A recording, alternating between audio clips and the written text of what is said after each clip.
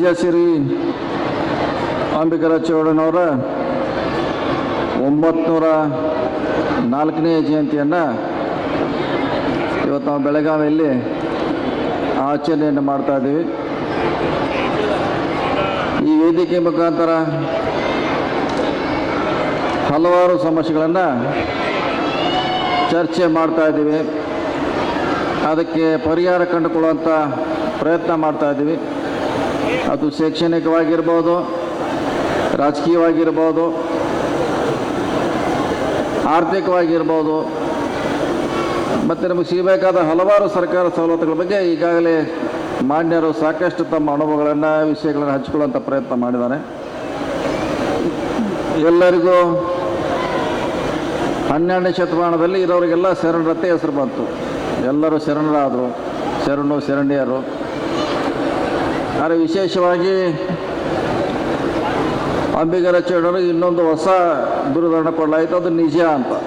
ನಿಜ ಹೇಳುವಂಥವ್ರ ನಿಜ ಶರಣ ಅಂಬಿಗರ ಚೌಡ ವಿಶೇಷವಾಗಿ ಅವರ ಬಿರುದನ್ನು ಪಡೆದರೆ. ಹೀಗಾಗಿ ಅವರ ಕಾರ್ಯವೈಖರಿ ವಿಭಿನ್ನವಾಗಿತ್ತು. ನಿಜ ಹೇಳುವಂಥ ಒಂದು ಧೈರ್ಯ ಇತ್ತು, ಅವರಿಗೆ ಧೈರ್ಯಶಾಲಿಗಳಾಗಿದ್ದರು. ಸೊ ಹೀಗಾಗಿ ಆ ಧೈರ್ಯ ಬಹುಶಃ ಈಗ ಯಾರೂ ಬರಲಿಕ್ಕೆ ಸಾಧ್ಯ ಇಲ್ಲ, ನನಗನ್ಸೋ ಮಟ್ಟಿಗೆ. ನಾವು ಏನಾದ್ರು ಹೇಳಿದ ದಿವಸ ಅದು ಕೇಸ್ ಆಗಬೇಕಾಯ್ತು ನಮ್ಮ ಮ್ಯಾಗ. ಬಹುಶಃ ಅವ್ರ ಪುಸ್ತಕ ಓದ್ತಾ ಇದ್ದೆ ಅವಾಗೆ. ನಾನು ಪುಸ್ತಕದಲ್ಲಿ ಭಾಳಷ್ಟು ಸಮಾಜ ಬದಲಾವಣೆಗೆ ಭಾಳ ನಿಷ್ಠುರವಾಗಿ ಹೇಳಿದ್ದಾರೆ ಅವರು. ಹೀಗಾಗಿ ಅವ್ರ ಕಾಲದಲ್ಲಿ ಸಾಕಷ್ಟು ಬದಲಾವಣೆ ಆಗಿದೆ.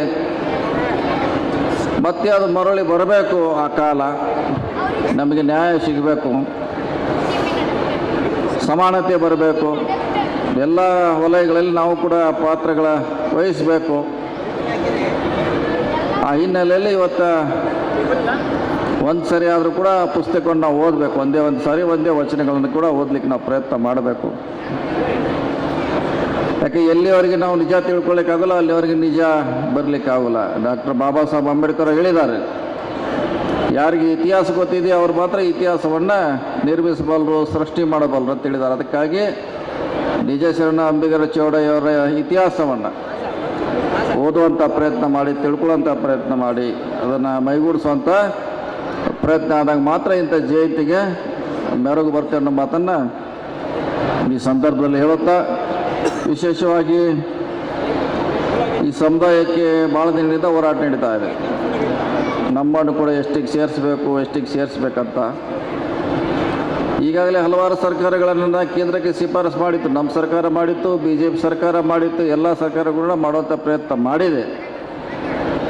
ಅದಕ್ಕೆ ಅಂತಿಮವಾಗಿ ಕೇಂದ್ರ ಸರ್ಕಾರ ಅದನ್ನು ನಿರ್ಧಾರ ಮಾಡಬೇಕಾಗಿರುತ್ತೋ ಅವ್ರ ಕೈಯಲ್ಲಿದೆ. ಹಿಂದೆ ರವಿಕುಮಾರ್ ಅವರು ಹೇಳಿದ್ರು, ಸಿದ್ದರಾಮಯ್ಯ ಕಾಲದಲ್ಲಿ ಅದನ್ನು ರಿಕಮೆಂಡ್ ಮಾಡಿದ್ರಂತ. ಮತ್ತೆ ವಾಪಸ್ ಬಂದಿದೆ. ಅದು ಸರ್ಕಾರ ಎಷ್ಟೇ ಸಾರಿ ಕಳಿಸಿದ್ರು ಕೂಡ ಅದನ್ನು ಮಾಡುವಂಥ ನಿರ್ಧಾರ ಕೇಂದ್ರ ಸರ್ಕಾರಕ್ಕಿದೆ. ಈ ಸಭೆ ಆದ ನಂತರ ರವಿಕುಮಾರ್ ಅವರೆಲ್ಲ ಸೌದೆಗಳಿಗೆ ನಾವು ಒಂದು ಸಾರಿ ಬೆಂಗಳೂರಲ್ಲಿ ಚರ್ಚೆ ಮಾಡಲಿಕ್ಕೆ ತಯಾರಿದ್ದೀವಿ, ಓಪನ್ ಮೈಂಡ್ ಇದ್ದೀವಿ, ಅದರಲ್ಲೇನು ಪ್ರಶ್ನೆ ಇಲ್ಲ.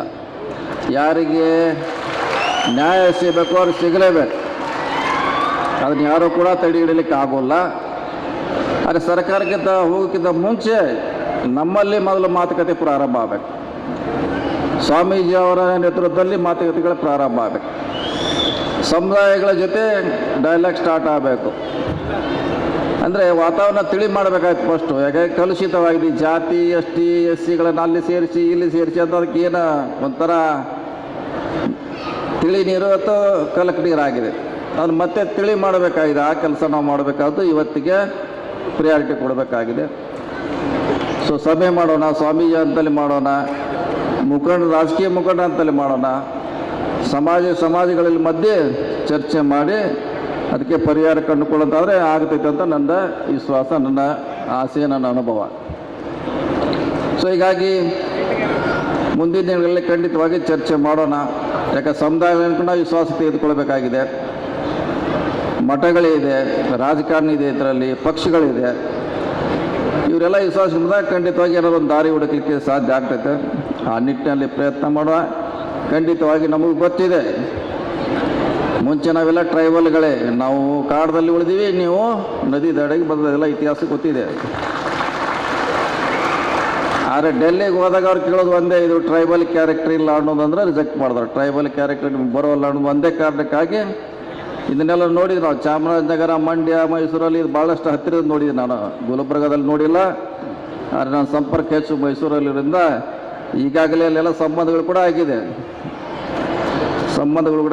ನೌಕರಿಯಲ್ಲಿ ಇದ್ದಾರೆ, ಅವ್ರ ಮ್ಯಾಗೆ ಎನ್ಕ್ವೈರಿ ನಡೀತಾ ಇದೆ. ಹಲವಾರು ಸಮಸ್ಯೆಗಳನ್ನು ಪರಿಹಾರ ಮಾಡಲಿಕ್ಕೆ ನಾವು ಅಲ್ಲಿ ಕೂಡ ಪ್ರಯತ್ನ ಮಾಡ್ತಾ ಇದ್ವಿ.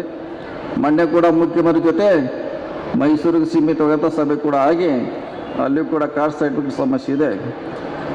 ಹಾಗಾಗಿ ಭವಿಷ್ಯತ್ತಿನಲ್ಲಿ ಖಂಡಿತವಾಗಿ ದಾರಿ ಹುಡುಕುವಂಥ ಪ್ರಯತ್ನ ಮಾಡೋಣ.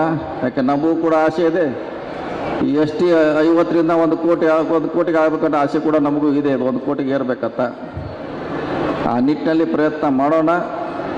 ಕಾನೂನಿನಲ್ಲಿ ಏನು ಅವಕಾಶ ಇದೆ, ಸಮಾಜಗಳನ್ನು ಹೆಂಗೆ ಮನವರಿಕೆ ಮಾಡಬೇಕು, ಕೇಂದ್ರ ಸರ್ಕಾರ ಯಾವ ರೀತಿ ಇದರಲ್ಲಿ ತನ್ನ ಪಾಲನ್ನು ನಿಭಾಯಿಸಬೇಕಂತ ಖಂಡಿತವಾಗಿ ಚರ್ಚೆ ಮಾಡಿ ನ್ಯಾಯ ಕೊಡಿಸ್ಲಿಕ್ಕೆ ಪ್ರಯತ್ನ ಮಾಡಿ. ನಾವು ಏನಾದರೂ ಕೂಡ ಓಪನ್ ಆಗಿರ್ಬೇಕು. ನಾವು ಮುಚ್ಚಿ ಮಾಡೋದ್ರಿಂದ ಭಾಳಷ್ಟು ಅದಕ್ಕೆ ಸಂಸ್ಥೆಗೆ ಎಡೆ ಮಾಡ್ತಿದ್ವಿ. ಏನು ಮಾಡ್ತಿದ್ದಾರೋ, ಹೆಂಗೆ, ಏನು, ನಮ್ದೆಲ್ಲಿ ಹೋತು, ನಮ್ದೆಲ್ಲಿ ಬಂತು ಅನ್ನೋದು ಭಾಳ ಸಂಸ್ಥೆ ದೃಷ್ಟಿ. ಯಾಕೆ ಜಗತ್ತಿನಲ್ಲಿ ಎಲ್ಲದಕ್ಕೂ ಔಷಧಿ ಇದೆ.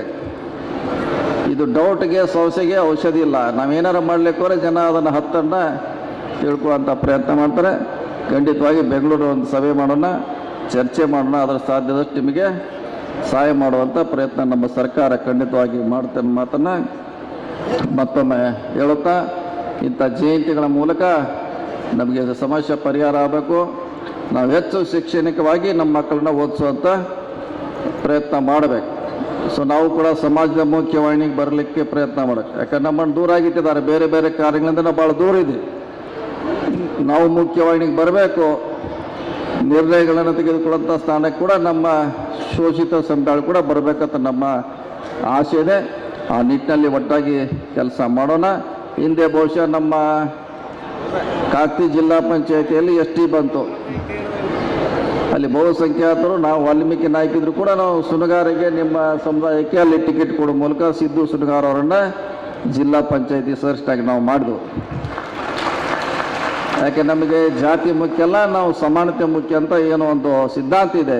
ಹೀಗಾಗಿ ಭಾಳ ಕಡಿಮೆ ಸಂಖ್ಯೆಯವರು ಕೂಡ ಅವರು ಜಿಲ್ಲಾ ಪಂಚಾಯಿತಿ ಸದಸ್ಯರಾಗಿ ಮಾಡೋ ಮೂಲಕ ಒಂದು ಹೊಸ ಮೈಲಿಗಲ್ಲನ್ನು ನಮ್ಮ ಕಾನ್ಸ್ಟಿಟ್ಯೂನ್ಸಿಲಿ ನಾವು ಮಾಡಿದ್ದೀನಿ.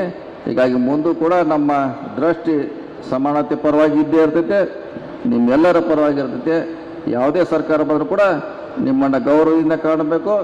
ಸರ್ಕಾರದ ಸವಲತ್ತುಗಳನ್ನು ನಿಮ್ಮ ಮನೆ ಬಾಗಿಲಿಗೆ ಬಿಡಿಸುವಂಥ ಕೆಲಸ ಮಾಡಬೇಕಂತ ನಮ್ಮ ಆಸೆ ಇದೆ. ಆ ನಿಟ್ಟಿನಲ್ಲಿ ಚಿಂತೆ ಮಾಡೋಣ.